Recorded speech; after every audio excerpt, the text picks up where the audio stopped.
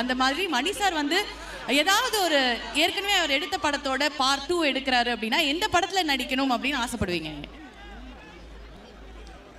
நாயகன். நான் சொல்றேன், என்ன மாதிரி இன்னும் நிறைய பேர் சொல்றாங்க நாயகன் தான் வந்து நாங்க சினிமா எடுக்கணுன்ற ஆசையை கொடுத்துச்சு, சினிமாக்கு வர்றதுக்கு நாயகன் தான் இன்ஸ்பிரேஷனா இருந்துச்சு நிறைய பேர் சொல்றாங்க. 7th 8th படிச்சுட்டு இருந்தேன். அதை பார்த்துட்டு தான் நான் வந்து ஒரு ஃபிலிம் மேக்கர் ஆகணும் அப்படின்னு முடிவு பண்ணேன். அந்த லிஸ்ட்ல நான் இருக்கேன். ஐ திங்க் கௌதம் இருக்காருன்னு நினைக்கிறேன், லிங்குசாமி இருக்காரு. ஒரு entire generation film making வரவழைச்ச Mani Ratnam sir.